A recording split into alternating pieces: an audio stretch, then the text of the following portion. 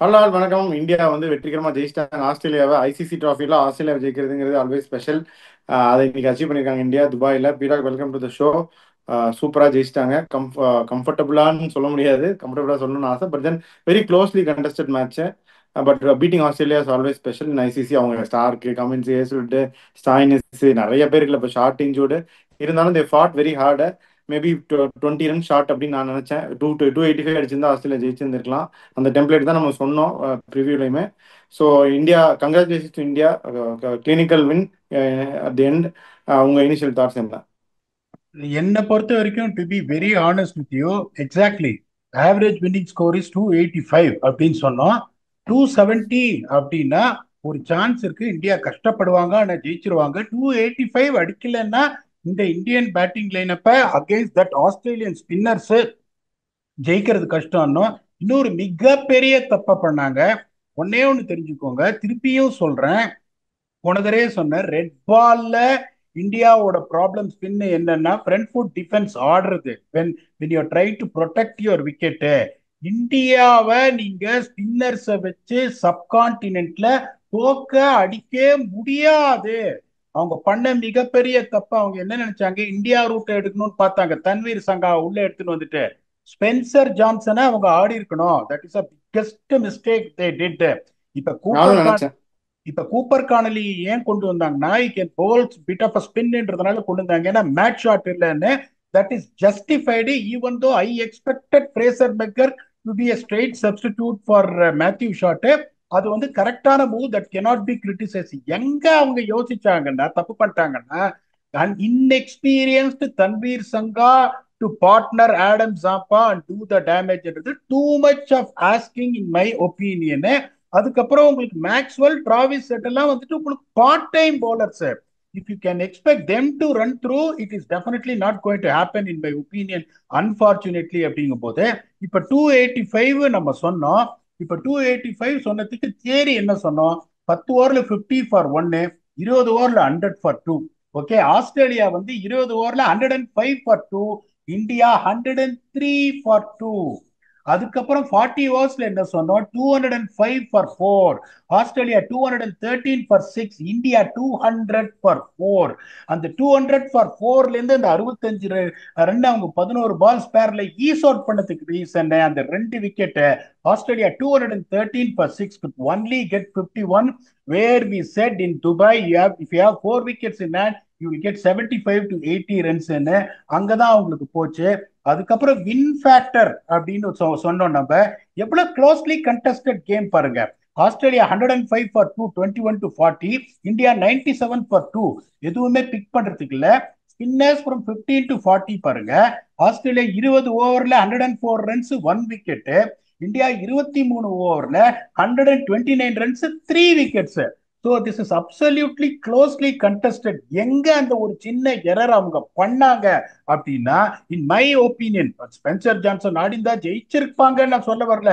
265 is 20 run short. That too you are playing against a giant in subcontinent conditions இருக்கும்போது ரொம்ப கஷ்டம்ன்றதுனால Australian bowling looked really weak. இப்ப நிறைய பேர் என்ன நினைச்சிட்டு இருக்காங்க, நம்ம பயஸ்ட் ஆஸ்திரேலியாக்கு அகேன்ஸ்ட் நம்ம எந்த டீமுக்கும் அகேன்ஸ்டே கிடையாது. சவுட்ல அடிச்ச மாதிரி சொன்னா இவங்களுக்கு வாய்ப்பே இல்ல, ஆஸ்திரேலியா ஜெயிக்க முடியாது இந்த போலிங் அட்டாக்க வச்சுன்னு.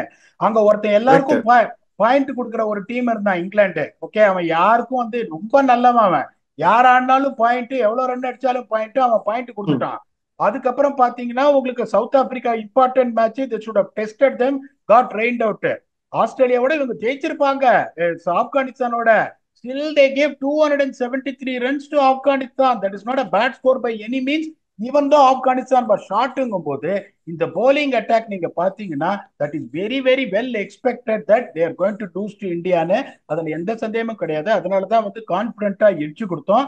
ஸோ உங்களுக்கு வந்துட்டு நான் நம்ம சொன்னோமே, India sticking boxes after boxes, இந்தியாவை ஜெயிக்கிறது கஷ்டம் அப்படின்னு. But Australia fought really hard, அதுல எந்த சந்தேகமும் கிடையாது. With the team which really deserve to win, but well played Australia, அதை சொல்லி ஆகணும். கரெக்ட் தான் பீடா. ஏன்னா அவங்க இந்தியா மாதிரி இருக்க ட்ரை பண்றதுக்கு பதிலாக அவங்க ஸ்ட்ரென்த் ஏதோ அதுபடி அவங்க போயிருந்திருக்கலாம். ஸ்பென்சர் ஜான்சன் ஆடி இருந்திருக்கலாம். They never did that. நானும் இதே நினைச்சிட்டு இருந்த மேட்ச் பார்க்கும்போது அந்த ஜான்சன் இருந்தா பெட்டர்னு. Unfortunately they didn't do. But India played very well, especially இந்த சேஸை கரெக்டாக கால்குலேட் பண்ணது சேஸ் மாஸ்டர் விராட் கோலி. பியூட்டிஃபுல்லா ஆடி கொண்டு போயிட்டாரு கேமை. அந்த விக்கெட்டுக்கு, அந்த கண்டிஷனுக்கு, அந்த சுச்சுவேஷனுக்கு இவ்வளவுதான் தேவை அப்படின்றத கரெக்டா புரிஞ்சுக்கிட்டு அந்த இன்னிங்ஸை பேஸ் பண்ணாரு. Initially Iyer played support, Rohit கொஞ்சம் இனிஷியலா ஒரு மொமெண்டம் கொடுத்தாரு. அப்புறம் Iyer took it forward, Axar எல்லாருமே கொஞ்சம் கொஞ்சம் கான்ட்ரிபியூட் பண்ணாங்க. அப்புறம் கேஎல் ராகுல் அமைதியா பொறுமையா காமன் கம்போஸ்ட், ஹார்திக் அந்த ஒரு 3 6 அடிச்சு கொடுத்துட்டாரு. All of them played their part, but Kohli held the chase like the master he's. அப்படிதானே?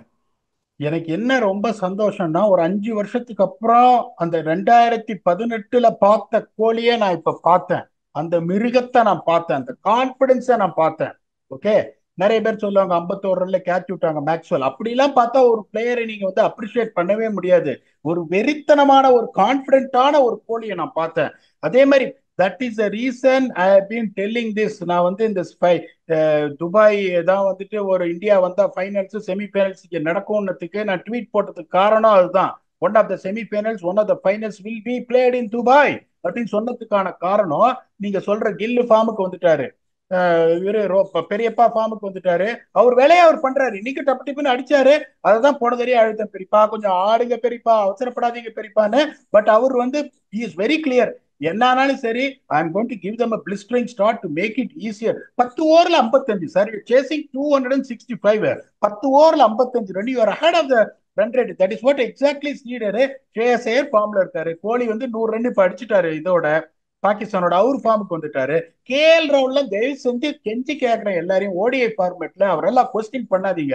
எப்ப தேவையோ அவர் அடிச்சிருவாரு. போன மேட்ச் 3 கேட்ச் விட்டோன்னே every one was so harsh on him. இப்ப என்ன சொல்லிருந்தேன், கேஎல் ராகுல டிராப் பண்ணிட்டு பண்ட கொண்டு வருவார். சூப்பர் டூப்பர் பிளேயர் அவரு. அப்புறம் அக்ஷர் பட்டேல் வந்து கடுபடு பண்றாரு நம்பர் 5ல உங்களுக்கு. அதுக்கப்புறம் பாத்தீங்கன்னா இன்னைக்கு பாண்டியா, எனக்கு ஒரே பயம், பாண்டியா நொண்டிட்டு இருந்தாரு.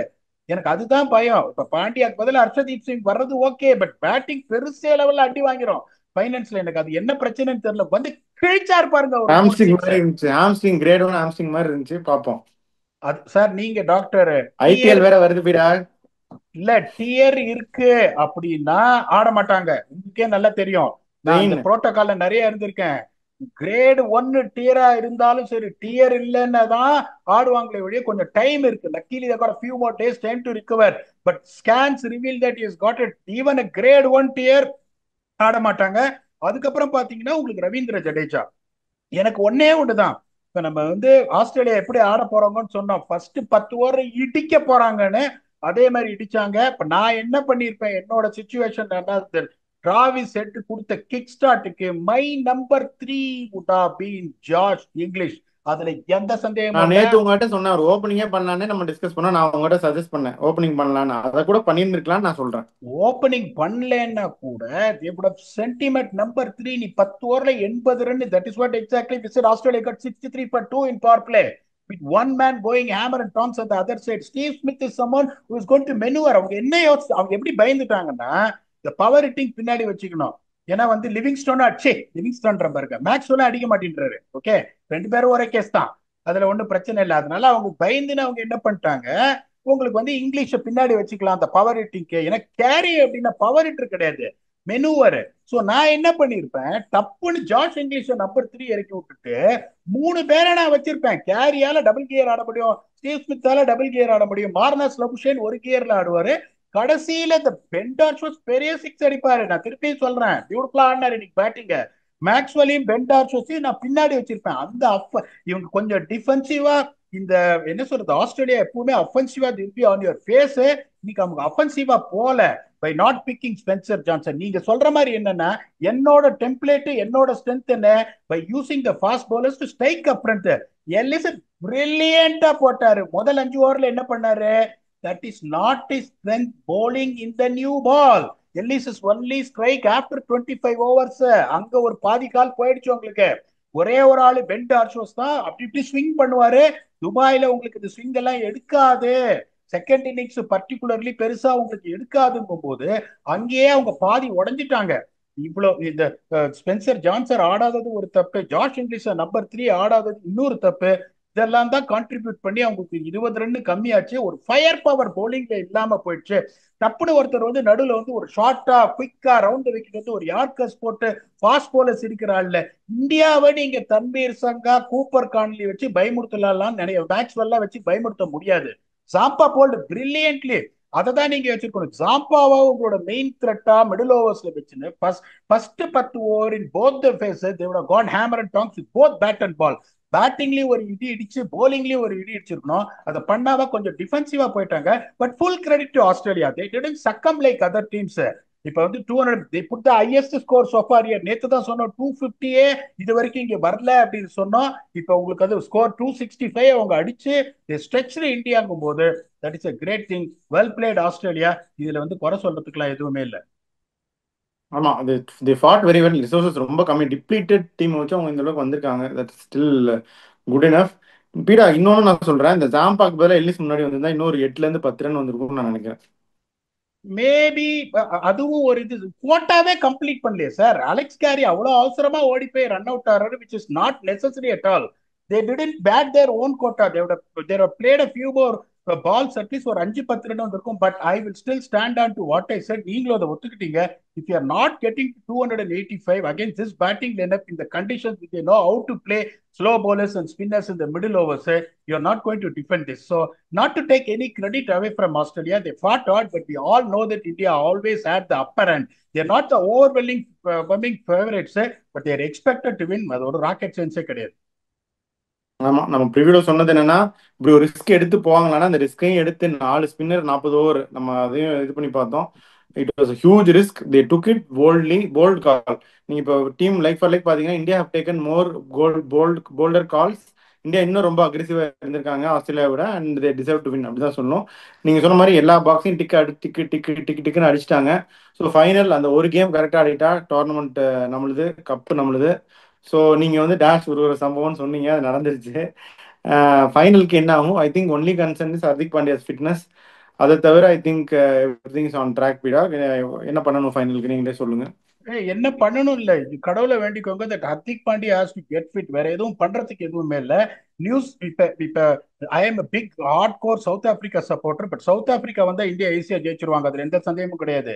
இந்த மாதிரி ஸ்டீவ் ஸ்மித் மாதிரி ஒரு கிளாசன்லாம் அடிப்பாரு விட இந்த மாதிரி ஆடுறதுக்கு ஒரு ஆள் கிடையாது உங்களுக்கு.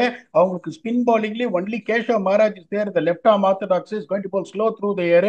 இறங்கி இறங்கி மில்க் பண்ணுவாங்க. The way the players are Indian players are adapting to that, using their feet to the pitch of the ball. அதனால that is not going to be a threat. South Africa வந்து I feel the competition could be slightly lesser, even though I'm a hardcore South African supporter. But New Zealand வந்தா it is going to be another battle, but still I feel India will win. So நம்ம சொன்ன இந்த இதெல்லாம் ரொம்ப கரெக்டா பண்ணியிருக்காங்க. இந்த ஒரே ஒரு இது அதுனா அந்த ஹர்திக் பாண்டியாவோட fitness. It is going to be $1 million question where it is going to ஹெண்ட்னு. ஹர்திக் பாண்டியாவும் ஃபிட் ஆயிட்டாருன்னா with few more days of rest to go on practice session, India will definitely emerge favourites. If not going இந்த மாதிரி ஒரு ஒரு 60-40 edge, 70-30 edge எல்லாம் நான் கொடுக்க மாட்டேன் ஈவன் தோ சவுத் ஆப்பிரிக்கா வந்தாலும். But India will definitely start favourites because of the conditions இந்த kind of combination what they have. It is a good day for India, but the job is not done. ஏன்னா ஒன்னே ஒன்று தான் நான் உங்ககிட்டையும் சொல்லுவேன். நேத்தே சொன்ன உங்க பையன் வந்து 2வதுல இருந்து 9வது வரைக்கும் வந்துட்டு செகண்ட் ரேங்க் வராரு. அப்புறம் நீங்க ஓகேன்னு சொல்லுவீங்களா? அட்லீஸ்ட் 10வதுலயாவது ஃபர்ஸ்ட் ரேங்க் வான்னு. So the first rank is going to be the most important thing, which I feel India will cross the barrier. Maybe whoever is the opponent, let us see what is going to happen for that. This is definitely something we all as Indians can be proud of. இன்னும் ஒரு கல் இருக்கு தாண்டறதுக்கு, அதை கண்டிப்பா தாண்டிடுவோம். Next episode is going to be the preview between South Africa and New Zealand, which is going to happen in Lahore. We will entertain you that with your very own octopus. Until we come back and entertain you that in that episode. Thanks a lot and bye bye.